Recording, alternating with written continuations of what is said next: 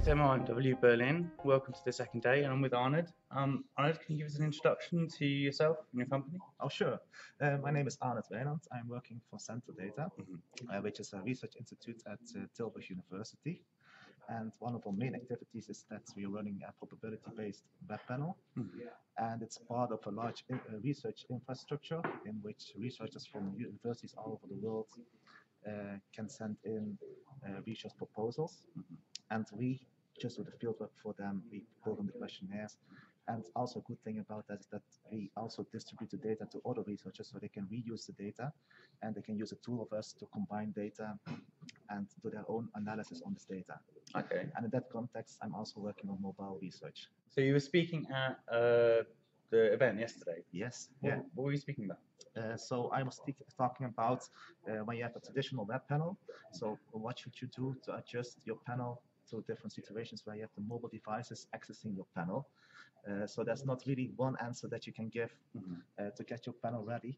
There's one answer that you should take care of, is that you should adjust your panel to the environment. Because if you look into statistics of our panel, you see a steep increase of the number of people that are using mobile devices to access a web panel.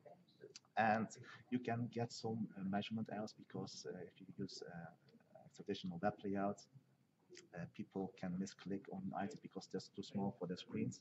So you should do something to adjust your panel to that situation. And an easy way to adjust your panel to that situation is to apply a mobile first strategy.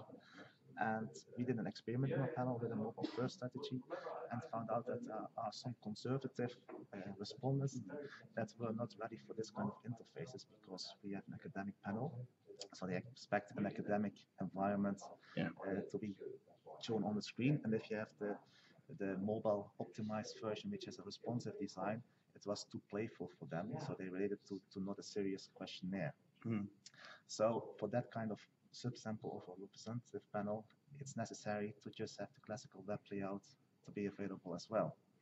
So it just depends on what kind of panel you have, on what kind of scenario you choose. So if you have a panel where it's just young people who are already used to these kind of interfaces, it's just good to go for a mobile first scenario.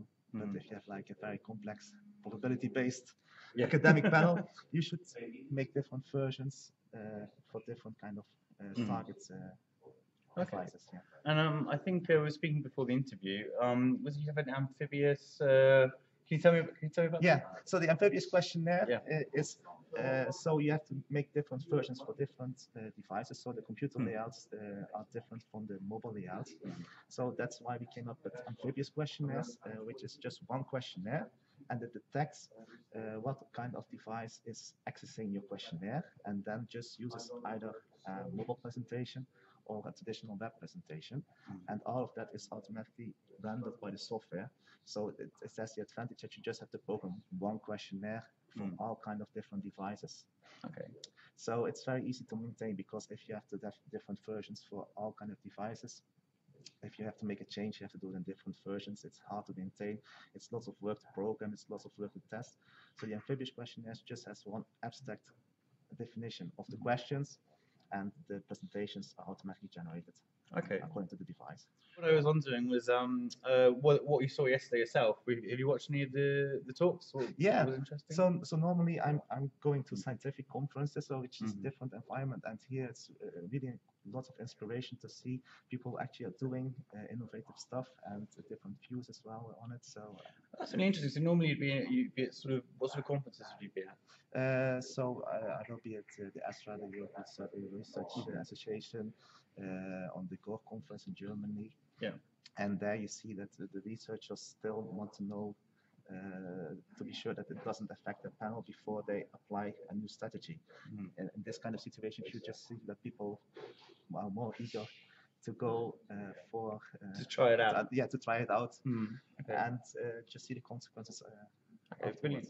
And if somebody saw your talk or they're sitting around and they want to get in touch with you, what's the best way for them to contact you? Well, you can just visit me on Twitter. Yep. So my tweet name is Wijnant. So it's like my last name, which is not unpronounceable for English people, but you probably see it in the text. We can put it in the bottom of the video. Yeah. So, yeah. You can connect on LinkedIn. You can visit our website of Center Data. Okay. And Center Data itself has a Twitter account, so you can just follow that. And you can also look for my publications on Google Scholar. Oh, brilliant. So there you can see more of the figures and the science behind the story data. Okay, fantastic. Thanks so much for coming and telling us a bit about that.